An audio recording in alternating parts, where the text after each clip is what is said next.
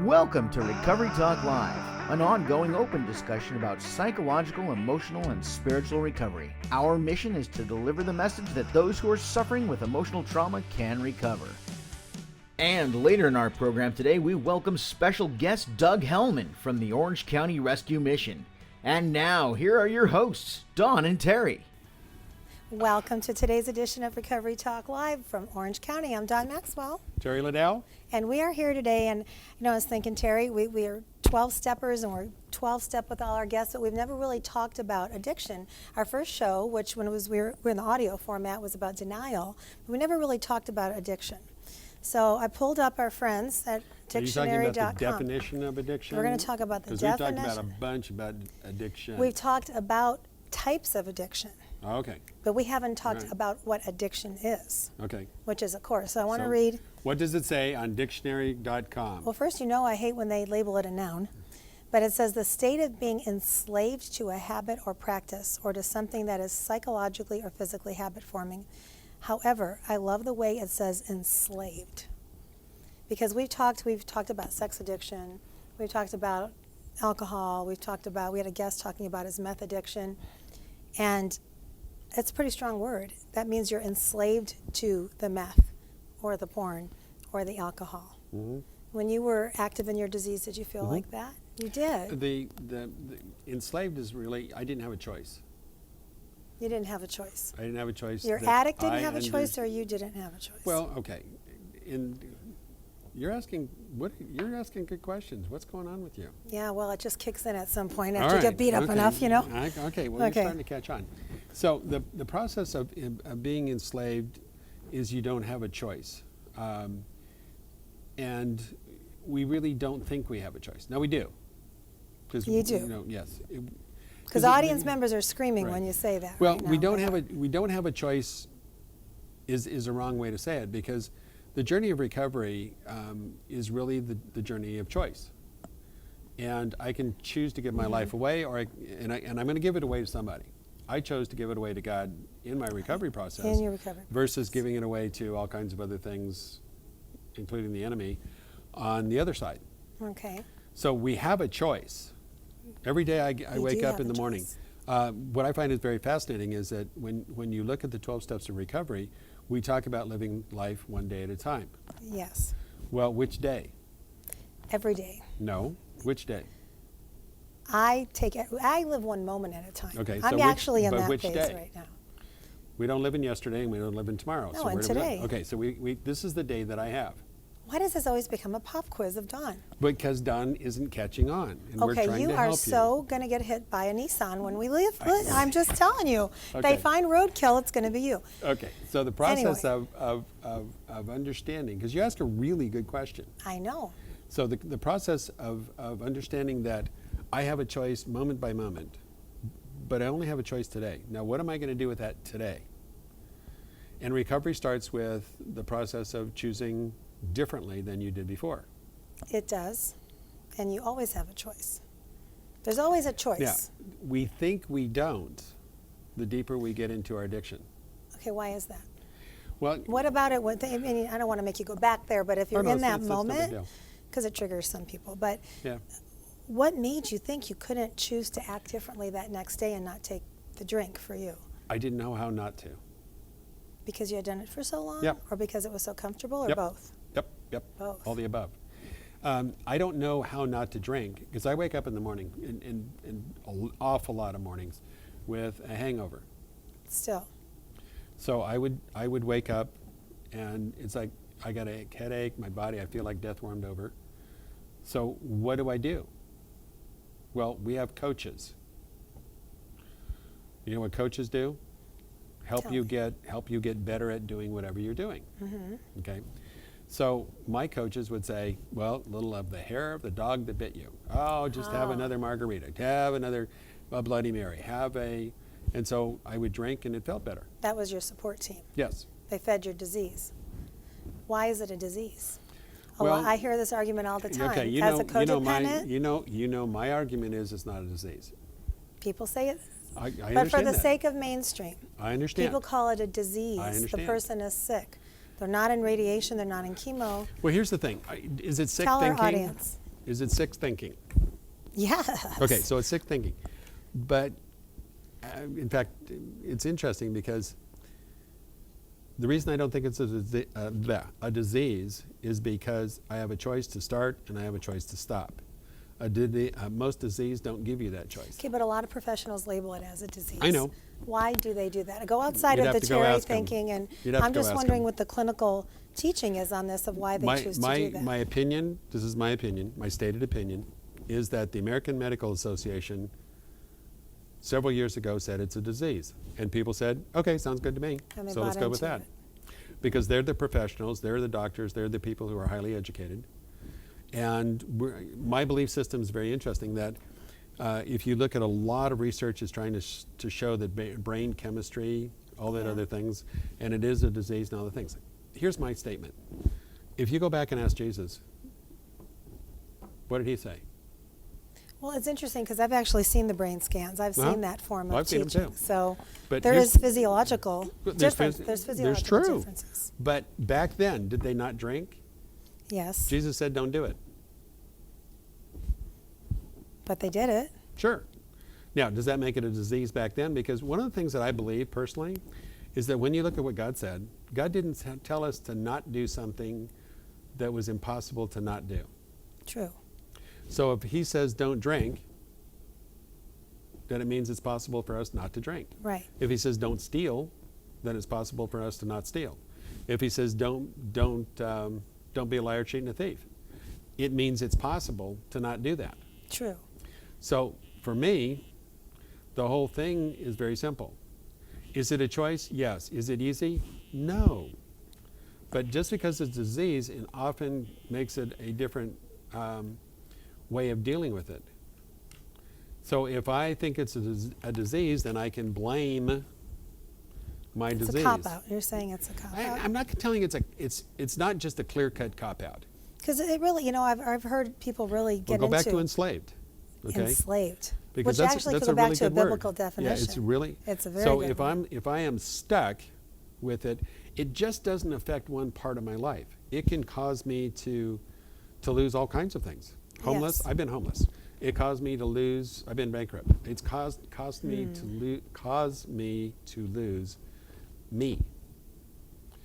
And I think that's one of the things that we often look past the concept of what it is. It's not the alcohol, it's not the drugs, it's not all the other stuff. It's being enslaved, if you will, It is to enslaved. something that is not good for you. That you don't. I think you don't think you have another choice. Well, in the we midst discussed of that. it. Yeah, and we talk about that when we're doing treatment. If people So- say I don't have a choice, it's like, really? we've talked about this before, and I think our last two guests on our last two episodes mentioned how did they hit their bottom.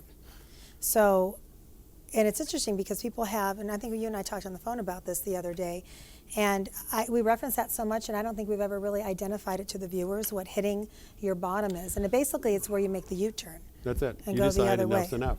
You decided. I'm so sick hitting and, the I'm bottom. sick and tired of being sick and tired. I'm not going to do this anymore. How we get there, I have no idea how to get somebody there. I don't know how I got there. You said you just decided one day. One day, a gentleman told me I had a drinking problem, and it really ticked me off. That was your first sponsor? No. Is that the guy Bob? No. No. Although he had told me on numerous occasions. This was a stranger. I've only seen him once in my life for the period of about maybe a half an hour. Wow. And he said it, and it was like, click, okay, got to do something about this. And there was nothing different, because I hear this brought up a lot in recovery groups. Was there anything different? Was your day fashioned differently Nope. that day? Nope. Were you in a place of just, Nope. Lord, give me a sign? Nope. It's just, I hear that story over and over. And I'm wondering what the thing is that makes people decide. I think if you go back and say God said, okay, you're done. If you're, that happens. you have to be seeking. If you're busy, because here's one of the things. Whatever you're looking for, you're going to find. That's true. That's true. So if I'm looking to get loaded, I'm probably not looking for much of anything else. So what was your bottom that day when he said it? The bottom was when this guy said to me, you got a drinking problem, you better do something about it. But it wasn't the homelessness, it Nope. wasn't the bankruptcy, Nope. it wasn't the jail. Nope. We have more ex-cons on this show. I think every guest we've had on this last 4 episodes has been out of jail. Well- So if you have missing relatives or the parole officers, if you're looking for them, we have them here on Recovery Talk Live. Well, we're going to have one here shortly. Oh, another one? Yeah. Oh, golly gee. Okay, I So- never knew what I was getting into here. I've never been arrested, but, you know, You've missed. I have the virgin you brain, missed so. an exciting time. No, I'm willing to not experience that Really? one.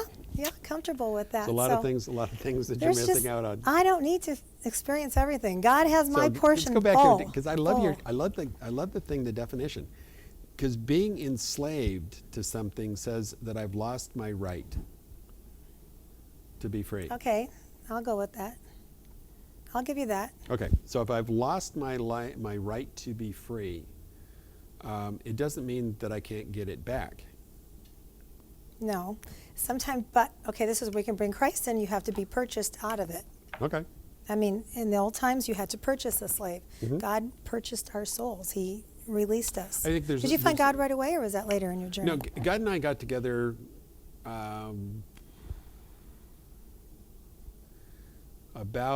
wow, that's a good question. God and Yeah. I got together about 20 years before I actually quit drinking. And Yet you drank anyway, walking with I did. I did all kinds of things. I actually did some good things, and I did some things were not quite so good. But I think my journey is very simple. My journey was a journey of God not quitting, and I think that will be a lot of things that we can talk about when Doug gets here. So. Doug Hellman in our next segment from the Orange County Rescue Mission, the admissions director, to continue our conversation about addiction. We'll be right back. You're watching Recovery Talk Live. If you would like to contact Don and Terry, please send your email to recoverytalklive@gmail.com. If you have any questions, comments, concerns, or insight, we'd love to hear from you. Your identity will remain anonymous, and your name will not be revealed on air. Again, send your email to recoverytalklive@gmail.com.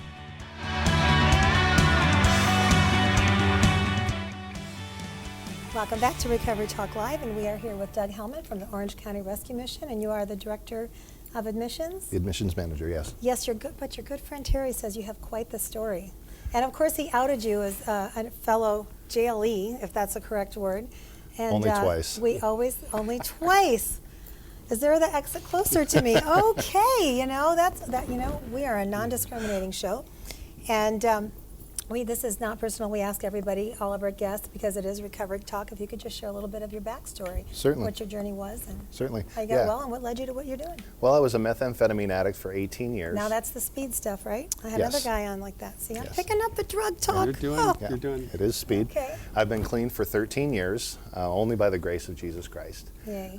Found through Celebrate Recovery, and a lot of accountability, and one men's home from Main Place Christian Fellowship. I threw my family away, wife, kids, for the drug. I love the drug more than them. And God said, no, they're yours. You raise them. They're your family. You take them. So I went through a year-long recovery program and found the forgiveness and the love that comes from a loving Savior, and was able to give that back to my family. I come from a law enforcement family where I was expected to be a LA County deputy sheriff, Wow. but I couldn't pass the drug test. So Wow. I went You into a studied different, for it. and I did. I studied Really? very hard Really? for it. Oh, Yeah, wow. never passed. So I went into a different field. I was a plumber for 21 What, years. did you not really study? He's laughing. You studied. Do you know how you study for a drug test? No, I think maybe you studied for the LA County Sheriff's Test. What are we talking about here? When you study for a drug test, you use. Therefore, you can't pass it. Okay, I thought you meant you studied for the LA County Sheriff's Test. This is a joke? Yes, it's a joke. Okay, I didn't get the joke, folks. All Okay. right, I thought you studied You see what we for put up with the here. Recovery LA humor. County Sheriff's recovery Test. humor. You- Recovery okay. humor. Yes. Yes. But did you study for the other test? Yes, of No. course he did. No. For the written sheriff's Diligently. test? No. Don't speak for him. I'll let him. Okay. I was a construction All right. worker, a plumber in the plumbing field for 21 years, and I tried all kinds of different drugs, but I just loved methamphetamine, and Dear. and it tore me apart. It enslaved me, as the definition Good definition, labeled. do you think? Yeah, it was very good. And fighting my way out of that addiction still is a lifelong battle. I know my triggers. I know the things that the evil one will put before me, and I know how to avoid them. Recognizing the attack is part of my true recovery. So I went to school under the suggestions of a friend of mine that sits next to you, and through Cypress College, their Human Services Department, gained my drug and alcohol counseling certificate, and then became a registered addiction specialist. That's awesome. And I have to say, I think you might be my favorite addict, because is there not a thing as a favorite addict? Yes, it can be. I don't know a lot of addicts, but I do. But because you talk about the blood of Jesus and Christ, and you put it out there, that's my heart, that's Terry's heart. Not everybody, there's higher power can be so generic. Right. I know when I was going to, I think, an OA, Overeaters Anonymous group years ago, I've lost 95 pounds. People know that's part of my story, and I heard a lady say a talk show host was her higher power. So the fact that you're putting that out there is the walk that'll keep you going straight. I appreciate that. Oh, no Respect problem. that a lot. You bet. So, You bet. In fact, when Terry and I went to Sri Lanka, we talked about the higher power in recovery, and the translation in Singali, there is no translation for doorknob, which a lot of people will refer to as the doorknob as your higher power. And what did they refer to it as? A donut? They would A come up with donut. yeah. Yes. And we the said, donut yeah, was their absolutely. higher power? Yeah. Because it was the doorknob. Well, what was An interesting object. is I said doorknob, and An idol. the translator looked at me and said, There's no word. "What's a doorknob?" And Wow. I'm looking at the doors in the room, and they're not door knobs; they are door handles. It's a wooden latch or a okay, curtain. so they really didn't They know. they really didn't didn't. know what a Object. doorknob. So I went, okay, and I'm thinking, my brain is, and I went, donut, and he goes, donut, okay, and he Oh, turns around and says donut. So That reminds me, I used to take my son to the donut shop every morning when he was young, and we went into one donut shop and it didn't have the Buddha, and he said, "Mom, this one doesn't have the Donut King." Yeah. And he didn't want to get a donut from them The because he thought Donut they didn't King. have the Donut King. Okay, back to you. Okay. So where were you then? So saved by the blood of Christ, already got off meth, then what Celebrate Recovery became a vital, most important part of my recovery. Working the principles, as Yeah. many people work the steps of Alcoholics Anonymous Yes. or any of the anonymous groups. Celebrate Recovery works the principles based on the Beatitudes in Matthew. And it was truth to me. See, I didn't know the forgiveness and everything that comes with God, with a Savior. And I was introduced to it in a loving way where it wasn't crammed down my throat, but it was presented to me. And that's how I take my approach in my career now is presentation.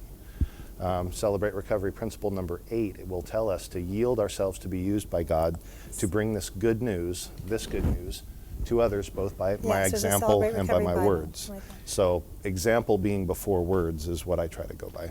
the thing is, since I've known Doug and watched him do what he does, and at the rescue mission, he's tasked with a job of leading, showing, modeling, whatever you want to call it, to a really tough audience. How did you segue in? How did you end up at the mission? There Through must be a 4 years story of with that. years of real disciplined, diligent prayer. Wow. I've known people at the rescue mission ever since I got clean and sober, ever since I became a Christian, and just staying attached, volunteering, painting doors back before the Navy had deeded the property to the mission, just keeping in touch and taking any job I could in the Christian industry and counseling or in the secular industry. And God finally gave me the nod. Now's the time, and here I am. So That is awesome. And yeah. so what do you do at the mission? I'm the admissions manager. I'm And? the first person that anybody making an appointment to come in to live at the rescue mission, I'm the people first live person. there. Yeah, it's I thought it was a facility for food, clothing. It's residential. it's I that did not know also. that. It's an 18-month to 24-month program Oh, it's a program. Okay. for I didn't know that. men, That's, women, men with their children, women with their children, wow. married couples, legally married couples, and their children for 18 months to 24 months. Okay, that's wonderful. And rehabilitation of substance abuse is part of the program? Yes. Okay. Yeah, I like to use the term soul recovery. So I like Soul that. recovery. It is soul recovery. It is soul recovery. Yeah, because we call them students. If they live on our site, Yeah. they're students. Not everybody comes in addicted to drugs or alcohol. They might have made poor investment choices which led them to their homelessness, or they just Wow. lost their jobs, or mom and dad have kicked them out due to they're just not finding work or being willing to live by their rules. So they come to us with more rules. And we see how that works. Is it half and half? Is it half addiction problems and half displaced families? Or I'd say it's a little more than half. I'd say it's probably about a 60-40, 60 with addiction issues. Yeah. Wow. Yeah. Which usually spiral you into. Well, you said you experienced that, some homelessness Oh yeah. with that. Yeah, Were you ever at his? No. Was that before? I was in Arizona. You were in Arizona. Yeah. So So you do admissions, but do you also work the program with your students? Not Counsel them? a How do you use your drug and alcohol counseling out there? by my example and by my words, like it says in principle number 8. That's it. What was your bottom? Seeing my children on a playground at a Tustin elementary school and me not being in their lives. Wow. And I asked this to Terry, I asked this to everybody, wasn't it like a day where you were calling out to God, save me? It was just a moment, Yeah. undefined? Yeah. That is like the magical moment. He used a Clearly, I'll big. never find an answer to He this. used probably one of the largest flies I've ever seen fly into my vehicle as I was asking where am I going to get help. It landed right above my head on the headliner as I was saying where am I going to find help. As I looked up, the fly flew away. And it sounds kind of corny, sounds kind of Hollywood, but I remember it vividly. And I made a turn over to the Main Place Christian Fellowship and asked about their men's home. 4 days later, I was in. That's And I awesome. thought these Christians were crazy because they were loving on me and hugging me and putting their hands on me and praying for me, and now that's what I do. And that was before you knew God, had a personal relationship with Okay, Jesus? yeah. A personal one, yes. Personal. I knew of him, but I didn't know him. Yeah. just some fun for me is that that's when I met Doug, was when he was in the program, and he argued about everything. Yeah. He wanted to know why and how come He I looks got to like do such this. a pacifist. But he wasn't arguing for the sake of arguing. He wanted to know, and it was like, wow, cool. Now we got something to work with here, and it was interesting to watch him just absolutely blossom and watch his family come back to him and stuff, because we were very blessed in literally in watching all that happen, and I got to play with him and got to yell at him at times, but it's the things, and probably that's why the Rescue Mission is so successful, because they really do care about what's going on when they got people like him. We have a very sweet, inviting spirit, so they're very blessed to have you there. Thank you. And do you feel, and I asked this to our last guest too, that part of it, and I know it's part of the program, I also am a Celebrate Recovery person, giving back is part of your recovery. Oh, it's essential. Isn't it pivotal? Yeah. This for me, being willing to sit here and let Terry try to make a fool out of me is giving back of my recovery, because it's not easy to go out there publicly with your stuff. No, it's not. When people look at you and they think, wow, this person's got their life all back together, or no, not even all back, just all together. Yeah. They don't know where you've been, and when you were able to tell them, I was you 18 years ago, 15 years ago, 20 years ago, however long it was, and they look at you and go, really? But that's the magic of It the is. program. That's the magic. transformation of Yeah. the Lord working in our lives. Because you're not telling them what to do. You say, I've been there. I'll show you it's what like, to do. I've done and, it. and it's fun because they'll check you out. Really? I wouldn't You know, say it's fun. I never heard Well, it anybody is. say it was It fun. is. It is fun. I mean, when somebody says, "I'm going to check you out," and you go, "Bring it, Yeah. just bring it." You know, what do you want to know?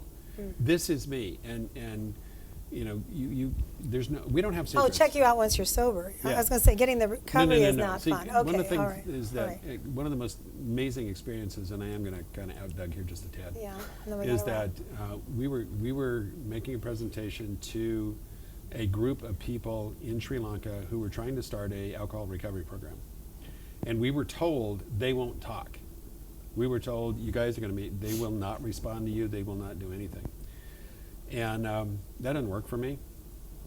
So I made a presentation, and they were all involved. Doug got up and told some stuff. And one of the things is they're a shame-based society, which means secrets are not acceptable.